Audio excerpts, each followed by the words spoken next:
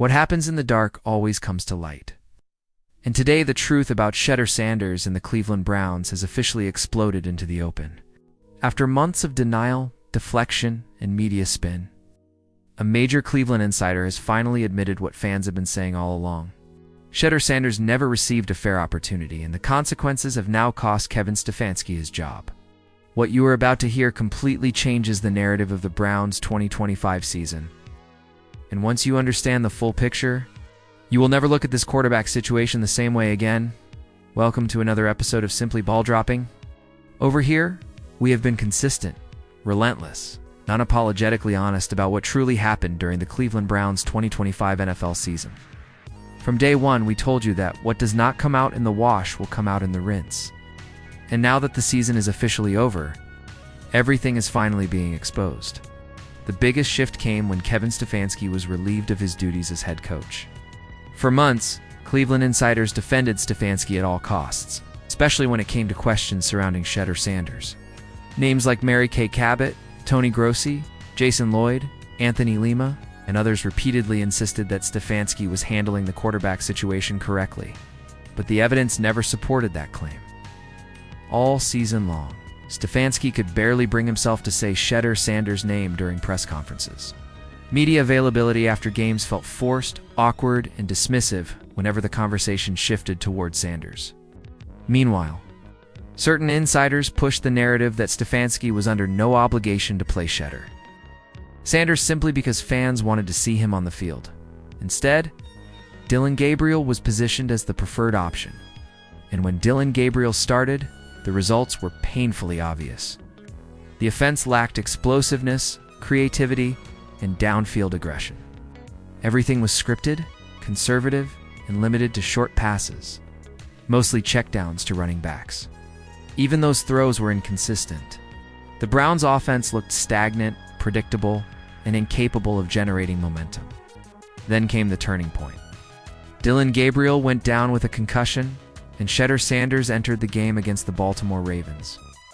Immediately, the energy shifted. Shortly after, Shedeur Sanders earned his first official start against the Las Vegas Raiders and made history as the first Browns rookie quarterback in 16 years to win his first start. Shedeur delivered. He threw a touchdown to Dylan Sampson, connected on explosive downfield plays to Isaiah Bond, and showed command, poise, and confidence. Most importantly, he unlocked parts of the offense that had been completely dormant all season. This was done despite the fact that it was later revealed Shedeur Sanders had not been receiving first-team reps during practice. That revelation fueled widespread discussion across NFL media. Analysts, former players, and fans openly questioned whether Kevin Stefanski had actively sabotaged Shedeur Sanders' development. Yet insiders like Tony Grossi dismissed those claims, insisting Shedeur was not NFL-ready and claiming Dillon Gabriel was clearly the superior quarterback. What made this even more shocking was Tony Grossi's own pre-draft evaluation. Before the NFL draft, Grossi believed Shedeur Sanders would be selected as one of the top 2 quarterbacks. Instead, Shedeur slid to the 5th round, becoming the 144th overall pick. From that moment forward, Grossi's stance wavered, often drifting into subtle criticism and dismissive commentary. Everything changed after the preseason matchup against the Carolina Panthers. Shedeur Sanders dominated, throwing to touchdowns and commanding the offense with authority.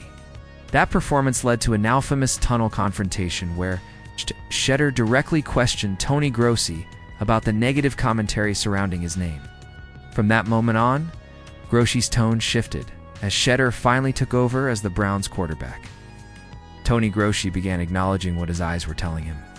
He admitted Shedeur looked better than expected, more capable than Dillon Gabriel, and far more advanced than previously advertised. Still, the full truth had not yet been spoken. That moment finally arrived after the season ended.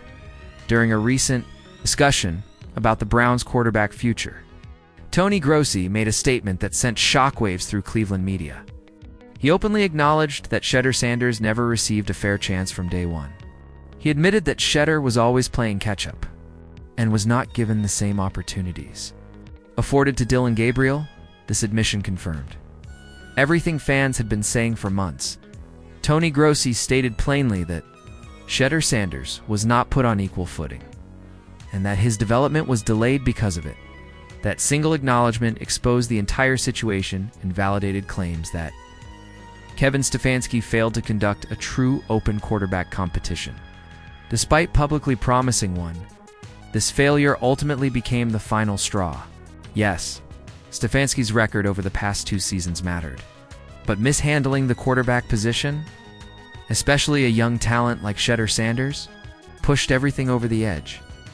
Meanwhile, Shedeur Sanders closed the season strong, winning the final 2 regular season games and leading the Browns to a 2-game winning streak. NFL draft analyst Mel Kiper Jr. continued to vouch for Shedeur, reaffirming his belief in Shedeur's talent and long-term potential. Kiper understands quarterback evaluation, and his consistency on this topic stands in sharp contrast to the flip-flopping behavior of several Cleveland insiders. Now the narrative is locked in. Kevin Stefanski is gone. Tony Grossi has admitted the truth, and Shedeur Sanders' story has shifted from controversy to validation. Now, I want to hear from you. Do you believe Kevin Stefanski sabotaged Shedeur Sanders' opportunity in Cleveland? Should Shedeur Sanders be the Browns' quarterback moving forward? Drop your thoughts in the comments and let your voice be heard. If you are not subscribed to the channel, make sure you hit that subscribe button right now. Turn on post notifications so you never miss another breaking story or exclusive breakdown. Like this video if you appreciate real talk without media spin, and share it with someone who still does not believe what really happened in Cleveland. Tell a friend to tell a friend, because it might not be for you, but it might be for them. This has been another episode of Simply Ball Dropping. Stay locked in, stay informed, and we will catch you on the next one.